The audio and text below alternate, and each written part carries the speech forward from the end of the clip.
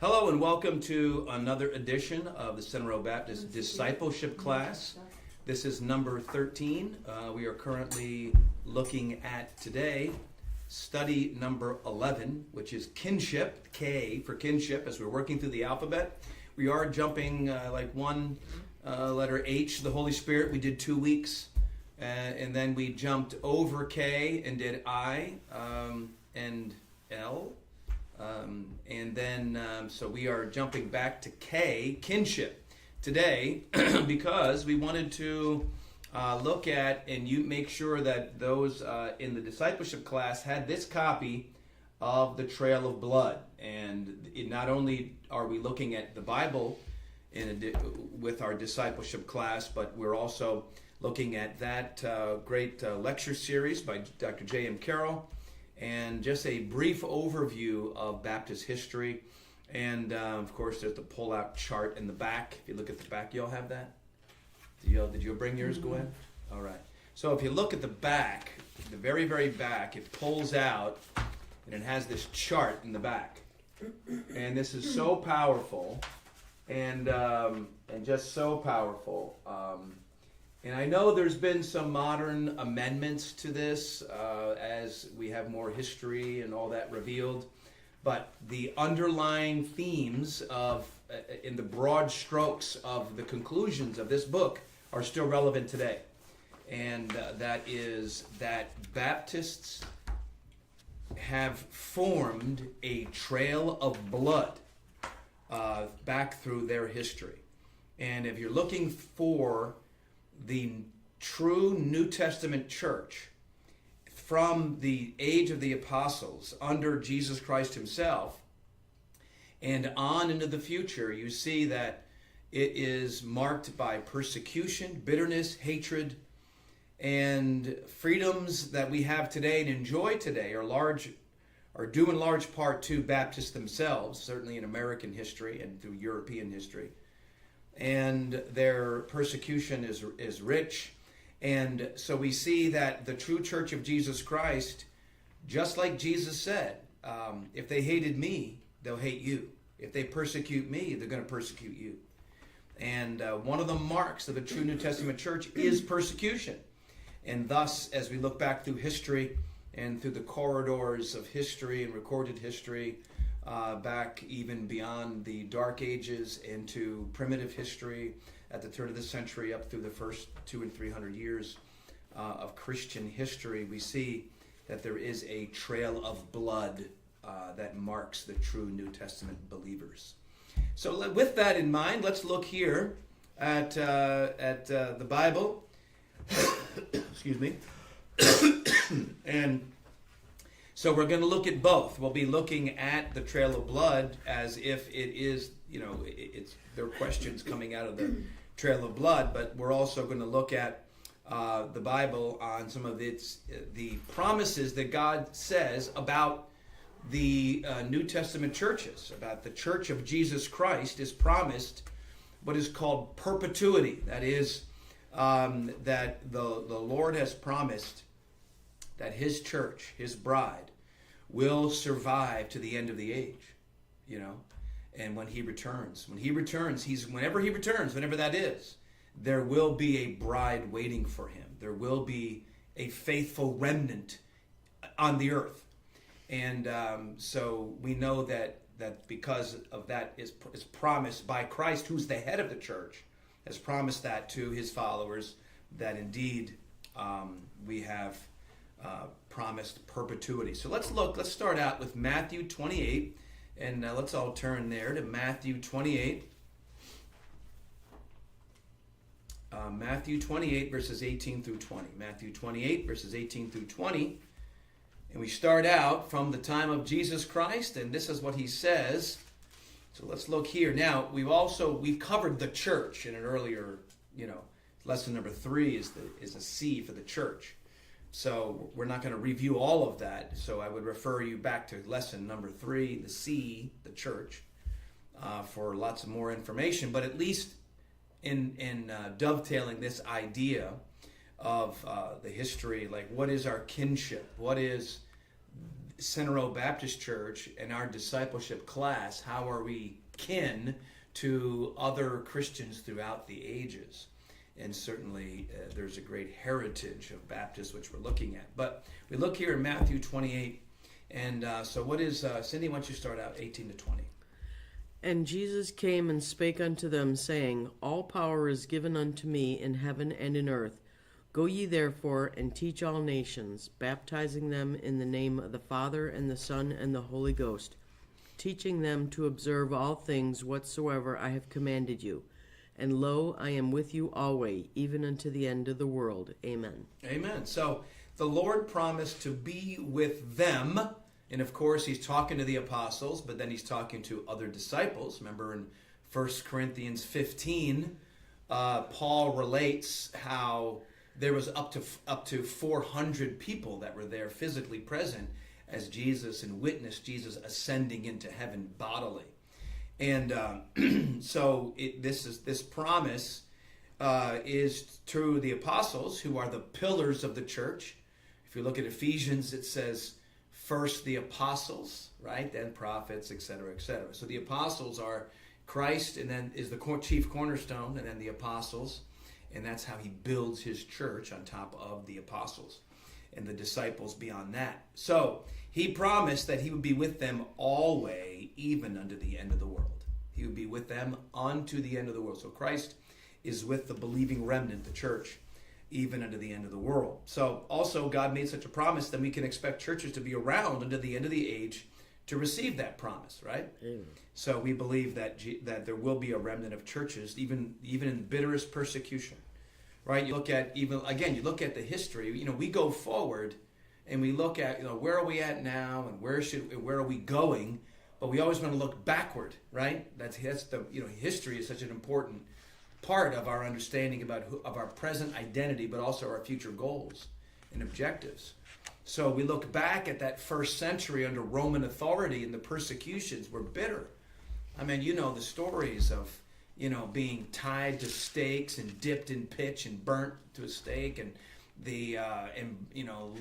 starving the lions and putting Christians out there and releasing the lions to tear them up and eat them, and put bloody coats on them and put them out in as sport and spectacle under with gladiatorial games, and it fed the lust, if you would, the entertainment bloodlust of the Roman public at their day, and Christians were fodder for all of that grisly and macabre entertainment. But even in the midst of that, God still survived. The church survived, even in the midst of the near, omnipotence, and I'm putting that in quotes, Roman Empire, and being persecuted and laws passed, but still she grew and she grew and she grew. She was present under the bitterest hatred and persecution. And then even after that, the Roman, the secular Roman Empire, we'll look at in a minute. But then when it goes to the Holy Roman Empire after Constantine in 300, and then you have what morphs into the Roman Catholic Church. And then you have even Protestants branching off, and even they hated bitterly the Baptists. Baptists are not Protestants. We are not sons and daughters of the Reformation. We appreciate the work of the Reformation. Reformation came about because Baptists were shouting the call for conscience and liberty of conscience, and refusing to baptize their babies well before Luther and Zwingli and such came on the scene. So anyway, I'm just saying God has promised perpetuity for us currently in this age, because we can look back and say, hey, God promised perpetuity, protection, survival, even in bitter ages of the past. All right, how about Matthew 16:18? Miss Barb, you got that? Matthew 16:18? Not yet.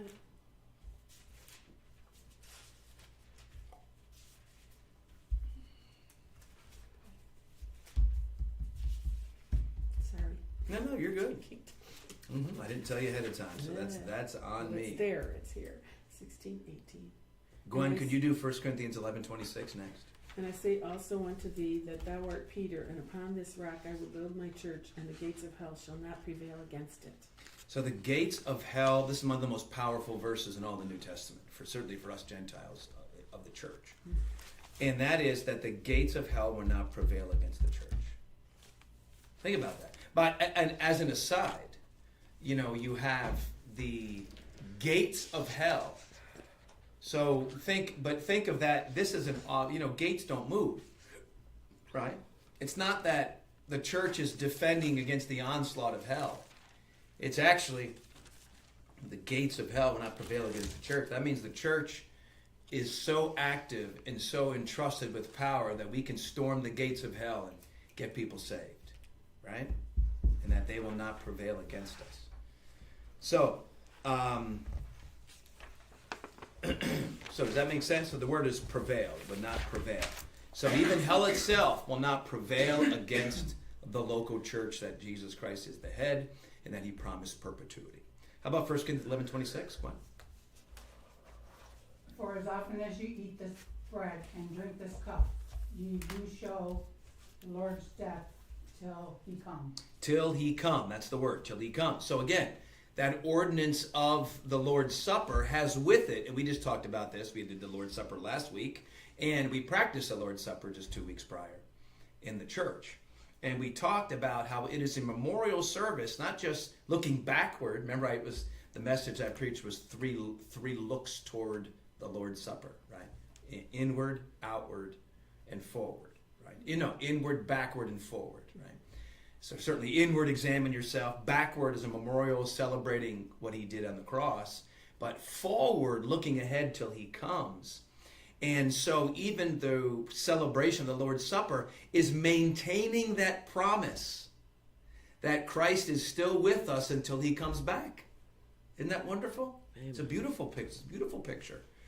That we are supping around the Lord's table and he's there with us. He's got a place at the table, right? And we're celebrating that, we're remembering that, and we're enjoying the fact that he's going to be here until he comes. Amen. Okay, letter D, Ephesians 3:21. Cindy, you got that? 3:21. Unto him be glory in the church by Christ Jesus throughout all ages, world without end. Amen. Oh my. So notice it's glory, not just glory to God for all ages. That's the word that we're looking for to fill in all ages. It isn't just glory to God. I mean, glory is, God is transcendent beyond this universe, right? I mean, he's got the angels to worship him, right? So where is the glory is in the church, right? So there's glory in the church for all ages. Again, these are just references that bring us to the idea that God has promised perpetuity, right? A perpetual existence and survival and blessing through Jesus Christ's participation in the church and headship of the church, right? Much of the New Testament is addressed to Christians in a church setting. If there have been periods of time when churches have not existed, much of the New Testament was or is useless. See, because people believe that there was this gathering and then there was like loss and then it came about 400 years later, like the true church came out of the Reformation, right? So I totally disagree with that. Because I believe there has, and again, that's what this chart visually brings to pass, is throughout every age, from the apostles, there are dots, small pockets, but there has been some Bible-believing people under different names, which we're going to talk about, under different names that have been in existence at the time of Jesus. Because all the New Testament's written to the church to the Christians at Rome. Well, that's obviously to the church at Rome, right? It isn't written to a city, it's written to a church, right? Now, and again, even back in these primitive times, the churches grew to thousands, even in Roman times. And it's one of the reasons why they were so like, hey, there's a bunch of people that aren't worshiping our pagan gods. If they lost a battle, they'd come back and blame it on the Christians, that, hey, we're too tolerant of these false teachers, followers. But I believe that there's always been a remnant of a church, okay? And pockets, but certainly a church. Okay, now we're turning our attention to the Trail of Blood itself, the booklet. And I mentioned this over the pulpit last night in church, but this book made me a Baptist. This book right here. I've always been a skeptical, a researcher, scholarly, I'm going to hold off. I'm not really quick to believe in your message. I'm going to research it myself. That's just me. It's been my nature all my life. I'm going to check it out. I'm going to read about it. I'm going to think about it. I'm going to come to my own conclusions. I'm not just going to buy what you're selling. That's always been my predilection, if you would. So certainly when it came to a Baptist church versus another church, I had it all held out on arm's length until I read this book and I began to dig in. I'm like, wow, this is incredible news. So let's look at this, okay? So now some of the pages are a little different. This particular copy, and they mentioned that in here, they were going with the 1987 version. But so I've identified the actual page numbers as I went through and did it. And by the way, it's the same in edition 4 as well as edition 5. But you got to get your copy of the Trail of Blood. So when we look right off the bat, it says, what are 3 ways many of our Baptist forebears were harshly dealt with? And this is on page 2, okay? Actually, it is on page 3. Because if you look at, he begins to quote, and this is just one lecture, but he quotes many other important landmark Baptist history books, okay? So he's just quoting from these other books and putting this into a scholarly lecture is what we have here, using this prince of a lecture. So notice he quotes that at Zurich, Zwingli and Anabaptists, the Senate made an act if any presumed to rebaptize those. Now Zwingli came out. He was a Protestant, right? He was an old Baptist. He was an old Catholic monk, I believe. He came out of that, and then you had others that came along were with him that said, "Hey, Zwingli, you're kind of stopping. You're not coming out far enough to go from the Roman Catholic Church coming out of her." And then moving all the way to the true New Testament church, which is a Baptist church, they stopped. Protestants would stop. And they didn't come out all the way. Some did, and they were called Anabaptists and were put to death. And we're going to see here what they did. So here you have, they were tied together in chains, and one drew the other after him into the river, and they were drowned. So I put the word drowned as the first thing, okay? This is because they wouldn't baptize their infants according to law. They refused to baptize their infants. They paid for it with their life. Okay? And then the top of page 3, 2 Anabaptists were burned beyond Southwark. 5 Dutch Anabaptists were burned in Smithfield. Okay? So they were drowned and they were burned. 1160, Company of Paulicians, which are ancient Baptists called by another name. They went to Oxford. Henry II ordered them to be branded on the forehead with hot irons, publicly whipped, dragged through the streets, turned into the open country, and forbade anyone to feed them, and they died of cold and hunger. The Old Chronicler Stowe, the 25th of May, St. Paul's Church, 1533, 19 men and 6 women were examined, right? They were challenged and interrogated for their faith, and they were burned at Smithfield, famous location of, this was under London before we can talk about the Reformation in a minute. Froude, the English historian, said Anabaptist martyrs, quote, "Details are all gone, their names are gone, scarcely the facts are worth mentioning. For them no Europe was agitated, no court was ordered in mourning, no papal hearts trembled with indignation at their death. The world look on complacent, indifferent, or even exulting. 25 poor men and women were found, 14, who by no terror of stake or torture could be tempted to say they believed what they did not believe. They would go and gave their blood, and now this person said they would give it in vain. So they're branded and starved and whipped and burned and drowned and interrogated.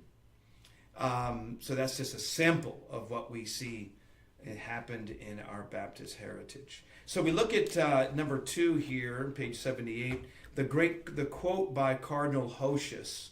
Now, notice he made this statement in 1524, right? He's a Catholic cardinal, but listen to what he's going to say, and this is what you have to write this quote in there. He says, someone want to read that, actually? Barb? Were it not that the Baptists have been grievously tormented and cut off with a knife during the past 1,200 years, they would swarm in great number than all the reformers.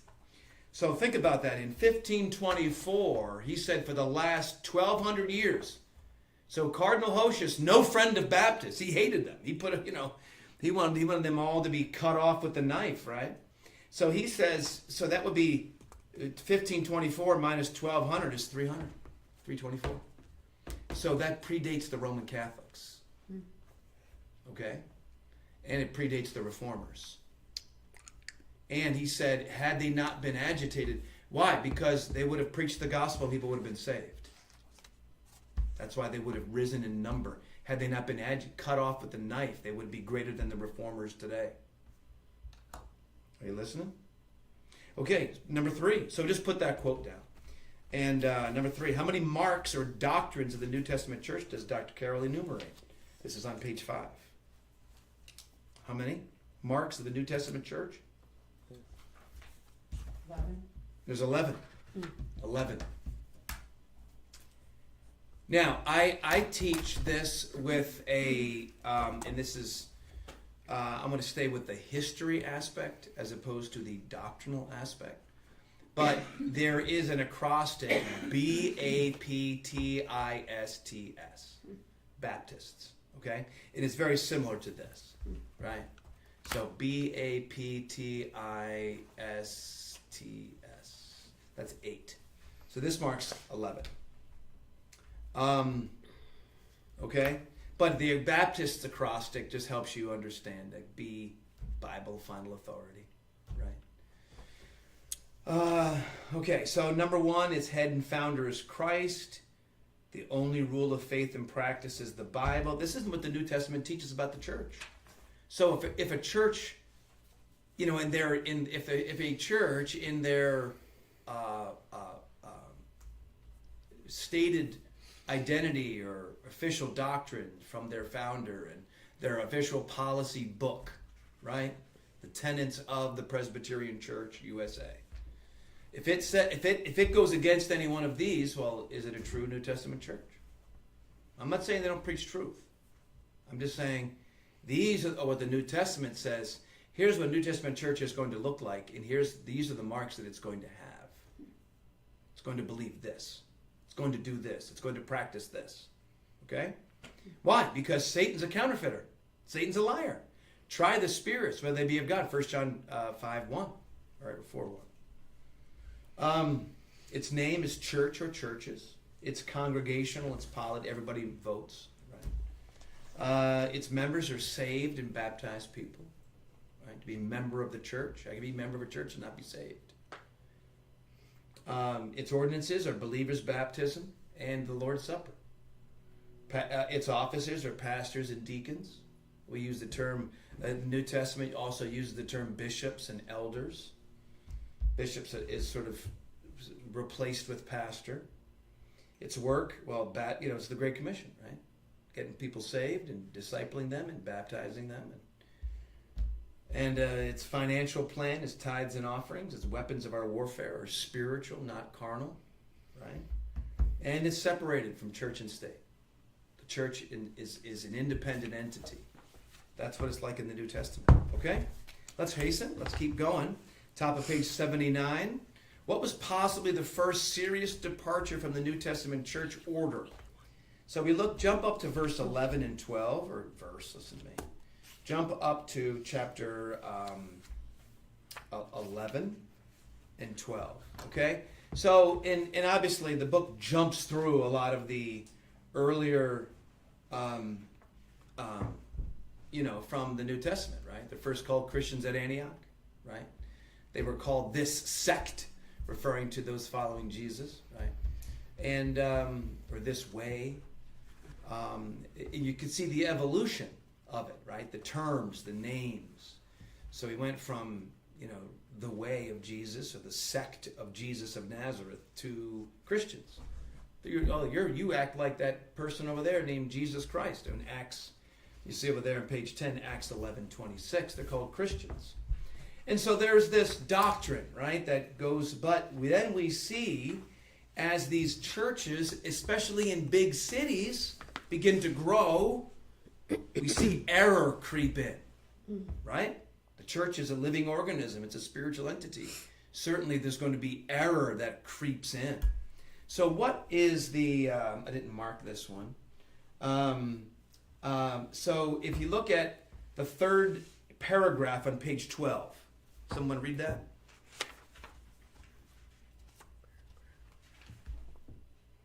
Third paragraph? Yes. Well, I'm sorry, let me back up. So notice it says the big churches that are mentioned in the book of Acts, right? Antioch, Jerusalem, Ephesus, Corinth. These are all the big church, even in the first book of Revelation, or the first chapter of Revelation. These are the big initial churches, right? Big cities, big churches. Up to 25 to 50,000 people would be, quote unquote, a member of this church, right? They didn't split yet. They didn't develop weird doctrine, which certainly we're about to find out. So you have these great churches, and then many preachers or elders. Now, what's that third, Miss Barb, did you say that third that third paragraph? Here was the beginning of an error. No, the one up before that. Oh, these great churches necessarily had many preachers or elders. Some of the bishops or pastors began to assume authority not given them in the New Testament. They began to claim authority over other and smaller churches. They with their many elders began to lord it over God's heritage. So what's the first error is bishops, pastors, and elders began to assume more authority than was permitted by the New Testament. That's the answer to number 4. You follow me? Bishops, pastors, and elders began to assume more authority than was permitted by the New Testament. Bible says, do not, Paul or Peter says, do not lord over God's heritage, right?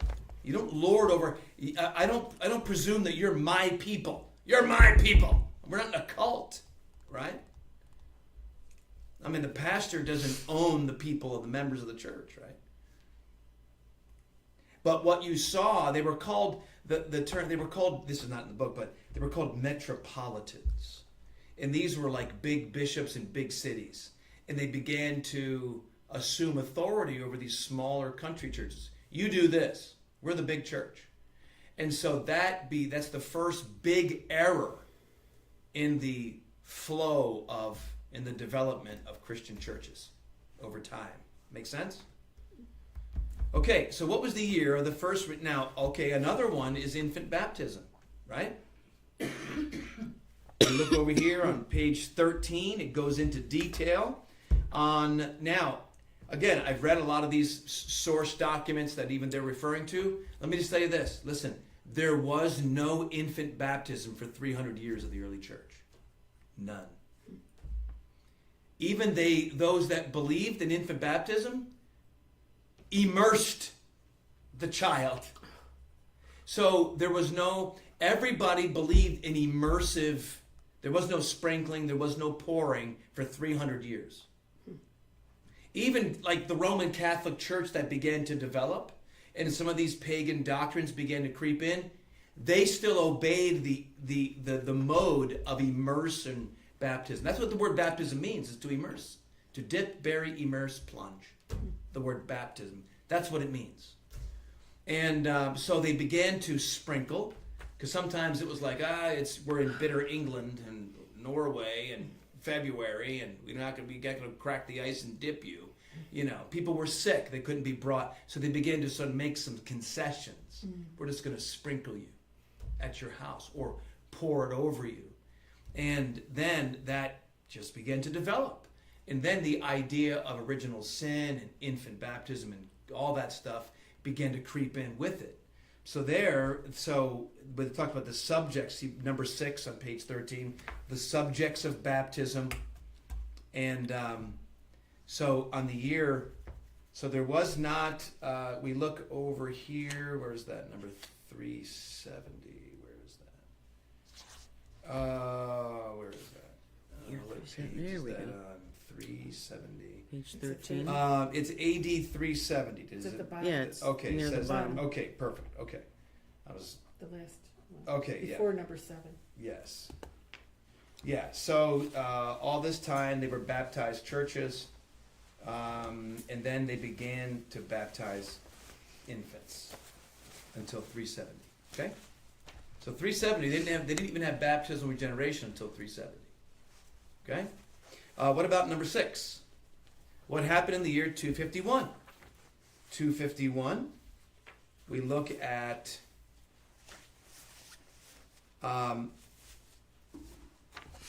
This is page 13 and 14. Okay, the top of page 14. Look what it says. The very first sentence of page 14. Miss Gwen, what does it say? In the first paragraph, Yeah, the very first Oh. sentence, yeah? so that in AD 251, the loyal churches declared non-fellowship for those churches which accepted and practiced these errors. Okay, so you have a split occurring. You have people that were still believing the Bible, following the New Testament order according to being a New Testament church, preaching the gospel, getting people saved, but then you have this development of these bigger churches, the bigger city. They began to creep in with pagan ideas about power and authority and about, infant baptism and all that. All that stuff began to creep in. And so what happened during this year is you have faithful churches declared non-fellowship with other churches that had embraced error. That's the answer. Number 6. Faithful churches declared non-fellowship. That means they broke fellowship. They separated. This is what's called ecclesiastical separation, right? There's some things that I might support as a Christian, but then there's some things as a church. I'm not going to go hook up with another church because I might disagree with what they're doing. Do you follow me? That's called ecclesiastical separation, and this is the first instance of it in history. Because these other churches were embracing this, and we were like, hey, man, I can walk with you for a while, but I'm not going that far with you. Know what I mean? I'm not going down that far with you. I can't agree with that. I can't go with you on that. That's error, right? Okay, so number 7, in 313, we have a what being formed in page 16. It's actually number 16, 3 paragraphs down on page 16. Cindy, you got that? Yeah. To effectually bring about and consummate this unholy union, a council was called in AD 313. A call was made for a coming together of the Christian churches and their representatives. Many, but not all, came. The alliance was consummated. A hierarchy was formed.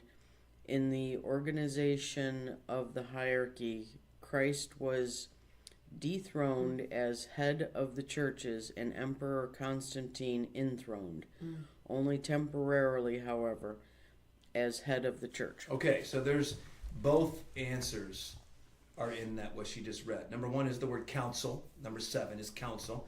A council was formed. Remember, this was, the story of Constantine, right? He has a vision that by this sign ye shall conquer. There's this floating cross in the sky, and he sees that. He begins to paint what we know very formally in the medieval times of the Templars. They got the red cross, emblazoned on their shields and chest plates and all that. So that's what he did. He began to put a cross on all of that, and they won the battle the next day. So it's like, God protected me, this God of Christianity. The cross obviously became popular, and for 300 years after Christ resurrected, the cross was still a symbol of Christianity as it is today. And so it's by this sign ye shall conquer. So he came back, and what he did with his army, he got some priests down by the water, lined up his army, and they were taking, I mentioned this last week, they took brush and they're just sprinkling, and everybody was just walking under and they're sprinkling. Poof, everybody's a Christian because they got baptized. So, but to further entrench the official nature of Christianity, he began to embrace all these. You see, it's just an evolution of error. He began. So who does he hook up with? All these other powerful, presumptive authorities of pastors of bigger churches that are accepting all this pagan error, and that they slide right in under his authority. This all happened in Europe? Yes. Mm-hmm. Yep. Well, this is still Rome, so it's still Italy. We're still in the Italian, but it's the Roman, Empire, which during its zenith, it's good night from Babylon, the Middle East, all the way to England. It stretched that far. The empire itself. It had begun to contract because of losing battles to the Goths and the Visigoths and that kind of thing.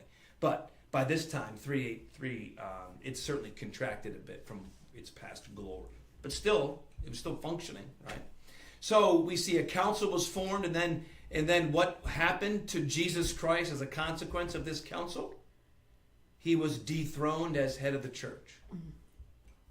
Because Jesus, so you could say under number seven, what happened to Jesus Christ as a consequence? He was dethroned as head of the church. That's number Ours 8. doesn't say that. Oh, okay.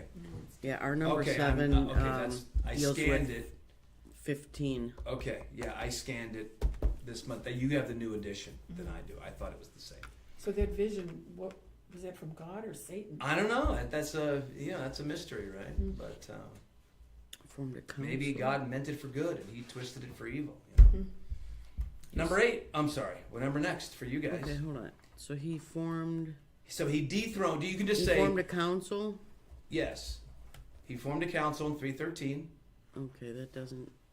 It doesn't fit. What do you have? What's your question? For 8? What's It your says question what on number was 7? formed in.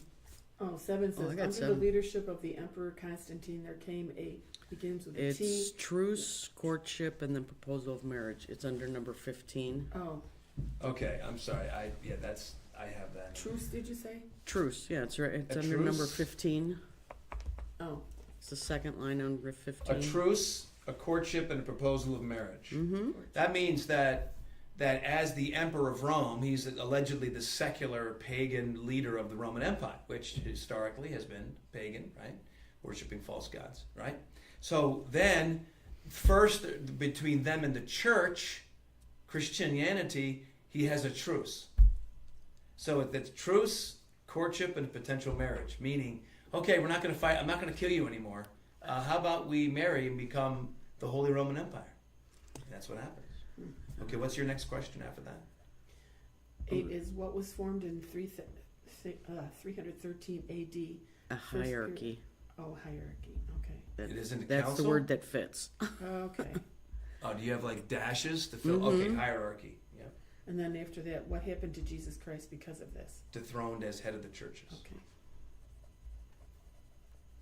Yeah, I think they clarified that question. Okay, so what do you have number next? 9. In what year did the Dark Ages begin? Okay, let's look at page 19. Yeah. Ours says 28. That's Is that right? point 28. Oh, So if you look at number 28 right Page there, 19. what does it say? Number 28 on page 19? Barb? Oh, got that? no. I'm lost. AD 426. Oh. Just 10 years after the legal establishment of infant baptism, the awful period known as the Dark Ages had its beginning. Got it. See. So 426 is the answer to that question. When did the Dark Ages officially begin? And it was 426. Okay? Mm-hmm. And what doctrines, what do you have next? List 5 practices of the Greek Catholics Orthodox that differ from Rome. Okay. And it says second lecture 15. So this would be on Page 20. 25 and 26. Remember, there's what's called the Great Schism. So you have the Latin or Western Church, which is the Roman Catholic Church. And then you have the Eastern Greek Orthodox. So one spoke Greek, the other spoke Latin, right? One's in Constantinople, and the other is in Rome. So, the schism produced what is today called the Greek Orthodox Church. So they still are functioning and moving along, and but What do they fall under? well, they Just, split from Rome. Rome, basically, you know. But they also track their heritage, sort of similar to all Christians through the first century. But the point I wanted to bring up is why when the split, why they stayed more faithful, because you're going to see where the Eastern Church is like, you Westerners are like, you're doing this stuff we're not going to do, which we'll cover right now. But the reason that they had truth is because they had the scriptures in Greek. So they had the true New Testament church, which was translated in Greek. And then they had like Latin, they had Jerome's Latin Vulgate, which has its issues. So Latin, now there was an old Latin and a Peshitta. There was older, like ancient Italian, and that were faithful primitive Bibles. But they went off, later on. And but the Greek Orthodox Church maintained the following of the proper Greek Bibles. Okay, so let's look at 5 things very quickly. 25, 26. Anybody want to take a stab at it? So I see number 5. What do they have?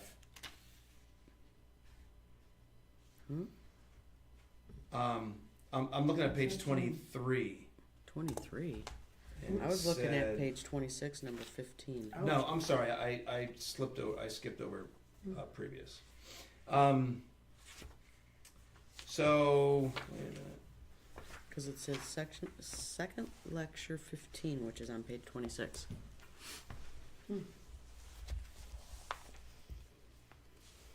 Okay. So one of them is infant communion, but that's Oh, not there the you go. first Yeah, one. here's the whole list. Go ahead. Talk to me.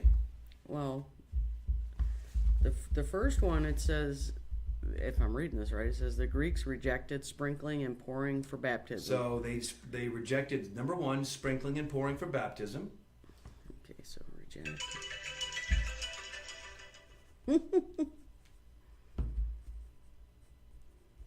What else?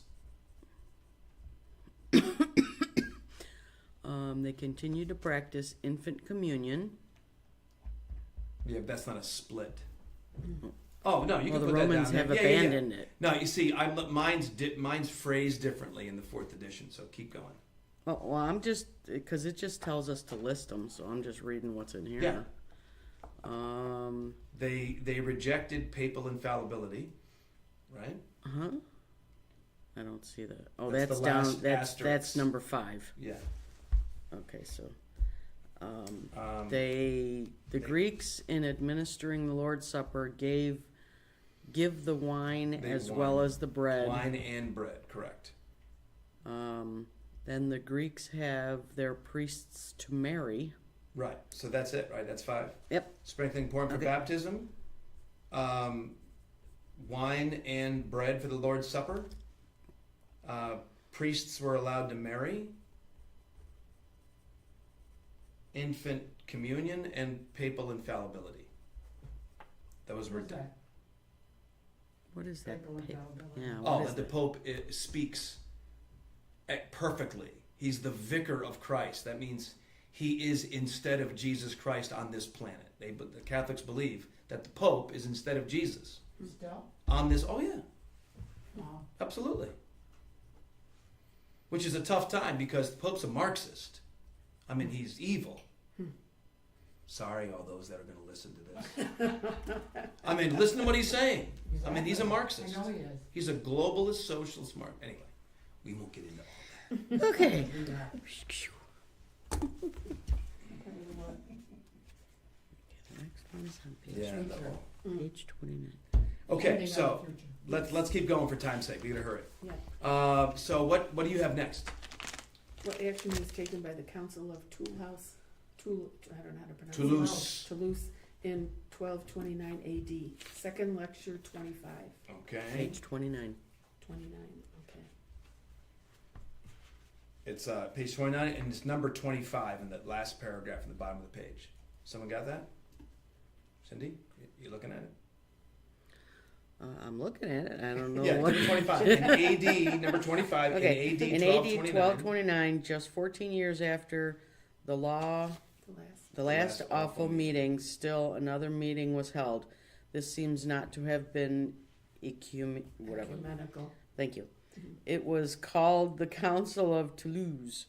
Probably one of the most vital matters in all Catholic history was declared at this meeting. At this, it was decreed the Bible, God's book, should be denied to all laymen. That's it. That's the answer. Oh. Wow! You are not allowed to have a Bible in your personal private possession. Mm. That's why our heroic translators were hunted down and burned at the stake for trying to translate the Bible and provide it for every human being. Is that why the Catholics don't really carry a Bible? Well, now it's all different because the world's different. Because of the victory of, true faithful Christian people has changed the world. And so we want the Bible for everybody. Translators heroically gave the Bible, and now it's like, oh, okay, well, the world's going the way of everybody getting a Bible, so now we're going to let everyone have a Bible and support it. Right? But they don't view the Bible as their final authority. They have papal councils. All these councils are part of God working and speaking through that council of authority in the same manner that God spoke to Peter and Paul to write this down. That's what they believe. That God works through the Pope and the cardinals in those meetings and in those church meetings, that God is speaking through the Pope when he sits in the chair of Peter and speaks ex cathedra, or from the cathedral when he sits down and he issues a papal bull. That is equal to Scripture in the authority in the eyes of a Catholic. Wow. I was just at a funeral for my mother-in-law, which Yeah. was in the Catholic Church. Yeah. It was very Depressing and somber. different, yes. Yeah. Yes, And it was smelly? very cold. I've been to a Yeah, couple. no hope. There's no hope. Mm. So they denied the Bible to the laity. It was only reserved because Satan could mess with your mind if you read the Bible. You have to listen to the priests and the bishops and the cardinals and the Pope to determine what is true doctrine. The priest is the lowest. Yeah. Mm. Well, they have brothers that are in training, but okay. Number next. What are the 5 churches that were backed by civil government up through 1500? Page 35. Thank you. Yes, I had that circled, page 35. I should have done a circle it earlier. Yeah. Let me just rip through it I've been for time's sake. figuring them out. So Let me hasten for time's sake, okay? Yes. And it's Lutheran, or the Church of Germany. Mhm. Presbyterian, or the Church of Scotland.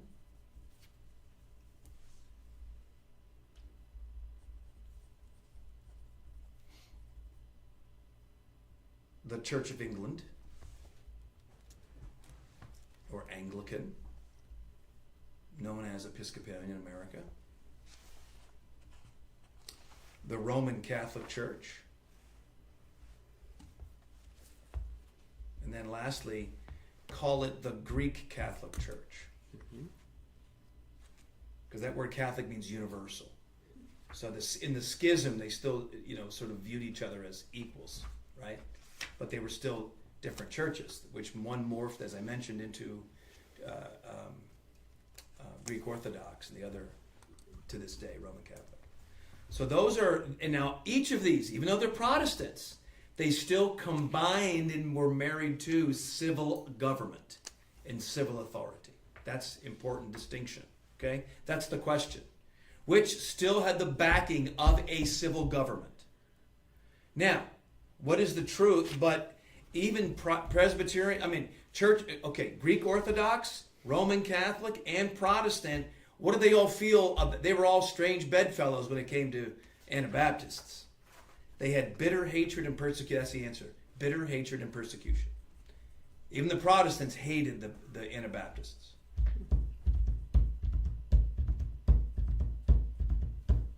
Bitter hatred and persecution. Okay, I gotta keep going. So, no, we're Next doing one's okay. page 40. Okay, Number so 13. number 12. What century the name Anabaptist That's 13 for us. go back to? Where did that first? Page 40. Now remember Cardinal Hosius at the outset said 1524 that for over 1,200 years these people that he's now calling Baptists in 1500. But he's saying this people go back to 300 AD. Right? The answer is the 4th century is the answer. Page 40.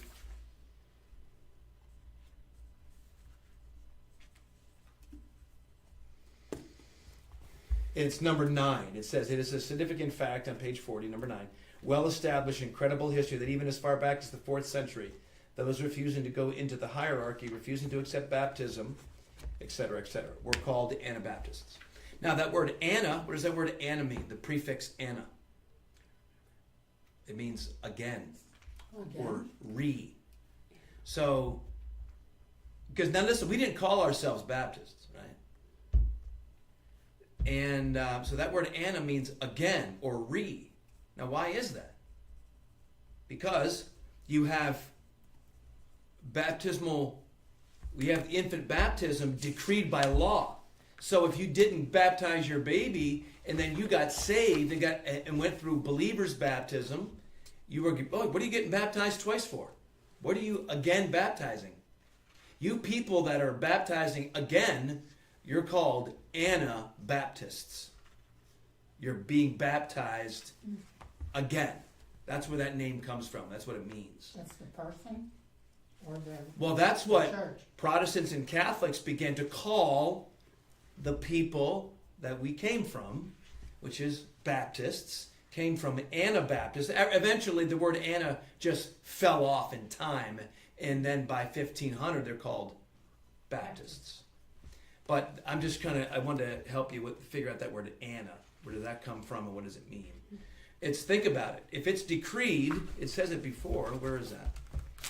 It says it. Where is it? So in 416. So 416, the law states you must baptize your child, your infant, to get rid of original sin. Okay? So from 416 on, if you either practiced that, if either you experienced it yourself as an infant, I'm sprinkled. I got up, I got baptized, I got saved, and I got baptized. So that idea of rebaptizing has been since 416 at least, right? So from 416 on, it was those that were preaching the gospel and baptizing according to true scriptural truth. They're the ones called Anabaptists. Does that make sense? Were there people that weren't affiliated with the different churches and different... Yeah, certainly. When you look at this chart, it's not a neat... we look back in history, we look at the chart, it's like, everybody's all together. No, some of these people would not be... They might not even be comfortable in Center Road Baptist Church today. If you plucked a Donatist from 500 and took them to Center Road Baptist Church on Sunday, they may be like, what are you doing? You know what I mean? But what we're looking at, what is this common thread? Are people that go back to those 11 marks of a New Testament church. What did they believe? What did they practice? You know my lecture on St. Patrick's Day, when I talk about what did he believe, when you look at different doctrines and what he believed and attested to, he was a Baptist. Right? He was a Baptist by teaching. So even though they might not call themselves Baptists, matter of fact, many of them didn't. They were called Paulicians. They were called Paterins, Cathari, Montanists, Donatists, Puritans, etc., etc. I can go on and on and on. Some were named after the physical location. Lyon, France, they were Lyonists. Some lived in the Piedmont Valley. They were called Piedmontists. They were just primitive Christians that believed the Bible. And who came over on the boat? To America, they were largely, that's advanced up to the 1620s, but you're talking, they were nonconformists. They were separatists. They didn't call themselves Baptists, but they had Baptist teaching and doctrine. Because if you look at the chart and you look at splits, one thing about church history, here's a little window in the church history, follow the splits. Because the splits, because it's like, you're in a boat and the tide pushes you in one direction. It's like, whoa, I got to get out of here. It's pushing you in this direction. Whoa, I got to get out of here. Remember that one question about faithful churches declared non-fellowship. In 251, they're already going, I'm not you. I'm not fellowshipping with you. I don't know what you're doing. I'm following the Bible. 251 AD, that's early. When there was already this sort of perversion that was creeping in. And so much that they were identifying error, practicing and believing error, and they pulled away. Well, then you have the Church of England, right? You know the whole story. Henry VIII wanted to divorce and marry Anne Boleyn, Catherine of Aragon, because she wouldn't sire a male child to pass on his heritage. So he divorced her, and the Roman Catholic the Pope wouldn't consent to the divorce. So he's like, fooey on you. I'm going to go along with these reformers that are already doing it, and we're separating from Rome and starting the Church of England, and I'm the head. Okay. So now I'm issuing my own divorce. He issued his own decree because he was the head of the Church of England. So that's the beginning, right? Now, were a lot of amazing, deep, preaching, theological leaders and preachers a part of that Reformation movement under King Henry VIII and around him? Absolutely. The King James Bible is a result of that Reformation, right? And then because you had, of course, Henry VIII, and then Mary Queen of Scots, and then Elizabeth, and then Elizabeth's... Mary Queen of Scots' son was James the Steward of the first of Ireland, and then, or Scotland rather, and then he came to become the sixth James the Sixth of England. Anyway, or other way around. Anyway, so we have. You following all that? I'm following all this history. You said who came over on the boat. We're gonna get fired up about that. So, but I'm just saying it's not. Like today we've got Baptist Church. It's defined, clean, neat. But really, is it? How many Baptist churches? How many people that put the name Baptist out there we wouldn't have fellowship with them? How many people would we have fellowship, but they don't have the name Baptist out there? They just say, I don't want to be named. I want to be open up to the community, but so I'm going to drop the name Baptist off my shingle to appeal to more people. Well, but the identity of that church, we might not agree with some of the things they do, but the bulk of what they believe and they identify, we would identify right with them. So I'm just giving you that example. That's today. How about throughout century after century in these primitive locations cut off from each other? They just believe the Bible, then they get persecuted and they get wiped out. Certainly they didn't have people that went to Bible college and had PhDs in training in theology, right? They didn't. So they were just primitive, preaching the gospel. No doubt many of them believed different things that people believe, et cetera, et cetera. Let me hasten, we'll be done. John Bunyan wrote Pilgrim's Progress. Come on. Of course he did. What happened? Okay, so let's jump to America. And America is, we look back and with a cursory view of American history, we think that, everybody was separate and we believed in liberty of conscience, and that had to be fought and won by bloodshed, that doctrine of liberty of conscience. And it's the Baptists in America, in Rhode Island, John Clark and Roger Williams specifically, that presented it. The 13 colonies, you had to be a member of that religion of that colony if you're going to be a member of that colony. So if you were, they were Congregationalists up in Massachusetts. You had to be a Congregationalist. Virginia, the same thing. And then if you were going to go to, and then it was Anglican or Church of England, right? Because then your taxes were going to the church, so it's not even paying tithes separate. So we don't understand that was colonial America, was not liberty of conscience, but because of liberty of. But then you look at someone again. I don't have time to get into all that. I'm already overdue. But look here, you got John Clark, who I just mentioned. They started the first church in 1621.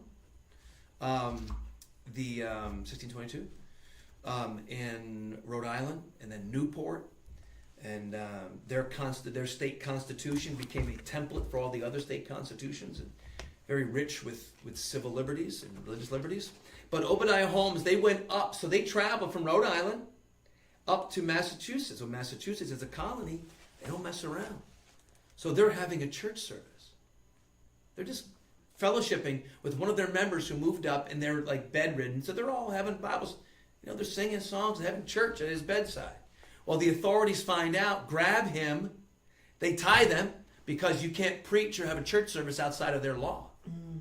So they bind him. They tie their hands behind their back, bring them to their congregational church service, and because they walk in, their arms were tied, they couldn't take their hat off. And they were penalized for not having their hat on at church. So then they get arrested, and John Clark and the third person, someone pays their fines and they leave. Obadiah Holmes was like, nope. His friend was going to pay his fine. He's like, no. And they brought him out and they whipped him till the blood ran into his shoes. Mm-hmm. Of course, the famous line he says, "You have struck me with roses." Mm-hmm. Well, Obadiah Holmes. So why did he, answer number 14, why did he have to sleep on his hands and knees? Because his back was so gashed from the whipping. Yep. For the reason I just said. As punishment for not taking off his hat in church. So his body was so gashed from the whipping. And then another gentleman, Mr. Painter. Why did he get whipped? Page 48, 49. Just for time's sake. He refused to have his children baptized. Or his child. It's me. Never mind. So Mr. Painter was whipped because he refused to have his child baptized. You say, oh, I thought that was with the Roman Catholics. No, this is America, colonial America, Congregationalist. You ever read The Scarlet Letter? Any Nathaniel Hawthorne? It's a great picture of what it was like then, right? He refused to have his child baptized. And the law was for reproaching the Lord's ordinance. Where was religious to be first granted? Rhode Island. I already just told you that. Rhode Island. And then second, I think it was Virginia second. So just to answer, Rhode Island is where, as I just mentioned, religious liberty was first experienced. So the King of Holland, isn't this interesting? The King of Holland, look at him. And he's looking all around. You got England over here. You got Spain. Everybody's got an official religion. So he commissions, this is all true. So he commissions a committee, go find out which denomination is truest to the New Testament. He wanted God's blessing on his kingdom. They all come back and go, the Baptists are the ones that are the truest to the New Testament. He goes, okay. So he calls all these Baptist preachers together and goes, okay, I want to make you, Baptists, the official church of the Kingdom of Norway. And they said, thank you, sir. But no, that's not how we roll. No, so the offer was for Baptists to become the official established denomination of his kingdom. Baptists have never had that. Every other denomination has had it, whether on a city level or on a state level. It's been the official church of Scotland, the official church of Germany, the official church of, et cetera, et cetera. Baptists have never had that moniker, and they were offered it to be the official established denomination of that kingdom. And they said, nope, that's against what we believe, right? We believe in liberty of conscience, independence and autonomy of the local church, not under the official protection of a civil government. So they what was their response? They kindly declined, contrary to their fundamental convictions and principles. It was contrary to their fundamental convictions and principles. And then I'll just hasten and fill this in and we'll be done. according to the chart, and this is the chart. So we look at the chart. Where do the Methodists come from? Think of John Wesley and George Whitefield, Charles Wesley. Where do they all come from? Started with Roman Catholic, then it went to Church of England, then Methodist. Boom. So the Methodists, if you look right here on the chart, you see right there, it says Methodists in 1785 came out of the Church of England, who came out of Roman Catholics in 1533. Yep. So old Henry can get that divorce. He didn't have much luck now, did he? Poor Anne Boleyn. Where did it come from? Mm. The answer is the Church of England and then the Roman Catholic Church. So they kept splitting, right? Church of England split from Roman Catholic Church. And then you have this Reformation teaching and preaching. And then the Methodists split from the Church of England because they were behaving just like the Catholics were in their eyes at the time. And this is where you have the great movement of the Wesley, the Jonathan Wesley and Charles Wesley and George Whitefield, a part of the Great Awakening. This 1735 is the white heat of the Great Awakening. Jonathan Edwards and okay, so they split from the Church of England. Now, okay, let me just read it. Okay, number 19, ready? Mm-hmm. Christians. They were first called Christians at Antioch, Acts 11:26. They were first called Christians at Phrygia, Montanists. Montanists. And again, you can see all this on the chart. If you just look at the chart, you can find all these names. Donatists in Africa. You should see what our good friend St. Augustine had to say about the Donatists. He put them to death. Donatists in Africa. Of course, he was the bishop of Hippo in northern Africa. Italy, Novatians. Novations. Novatians. Armenia, Paulicians. Paulicians. Paulicians. Of course, Europe, the Waldenses, named after a man, Peter Waldo, who was a former Catholic monk who got saved and came out. There's a little book called The Night Preacher, referring to Peter Waldo. The Waldenses. And then the Arnoldists in France. Arnoldists. See, some were named after people, leaders, like Petrobrusians are named after Peter of Brussia, right? Waldenses, they're named after Peter Waldo. But then you have locations, as I mentioned earlier. And then lastly, today, Baptists. Or down south, it's Babdists, Babdis. I'm joking. Baptists! You're not a real Baptist if you don't say Baptists. Just kidding, for all our Southern-speaking friends What's the out there. difference between a Southern Baptist and a Baptist? That's a whole. Let me just cut out the stream. And so we have questions about Southern Baptists and Independent Baptists, and we will talk about that privately. And we're going to cut the stream. And so glad that